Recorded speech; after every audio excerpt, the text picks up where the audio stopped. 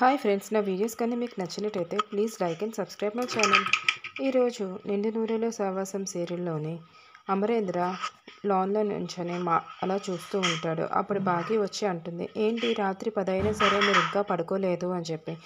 దానికి అమరేంద్ర బాగితో అంటాడు, రణ్వీర్ వాళ్ళ వైఫ్ ఇద్దరు పాప ఒకసారి మిస్ అయ్యారని చెప్పాడు కదా, అలాంటప్పుడు పాప గురించి రణ్వీర్ ఒక్కడే ఎందుకు వెతుకుతున్నాడు, వాళ్ళ ఆవిడ ఎందుకు కనిపించట్లేదు అంటే బాగి అంటుంది, అప్పుడు వాళ్ళ ఆవిడ రణ్వీర్ పక్కనే ఉంది కాబట్టి ఆవిడ బయటకు కనిపించట్లేదు. ఆవిడ బయటకు రావాలంటే మనం రణ్వీర్కి అంజుని ఇచ్చేయాలి, అప్పుడే ఆవిడ గురించి మనకు అంతా తెలుస్తుంది అని ఒక ప్లాన్ చెప్తుంది. ఇదంతా దూరం నుంచి వింటున్న మనోహరి ఒక్కసారిగా హార్ట్అటాక్ వచ్చినట్టు జడిసిపోతుంది. ఈ ప్లాన్ కానీ వర్కౌట్ అవుతే తన నిజం బయటపడిపోతుందని, ఎప్పటికీ తాను అమరేంద్రని మళ్ళీ పెళ్లి చేసుకోలేనని చెప్పి భయపడిపోతూ ఉంటుంది.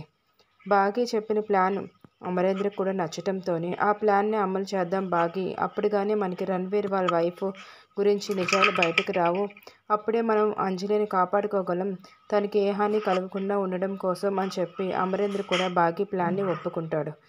అప్పుడు మనోహరి ఇంకా భయపడిపోతుంది. అమరేంద్ర కూడా ఒప్పుకున్నాడంటే ఈసారి నేను దొరకడం ఖాయం అని చెప్పి.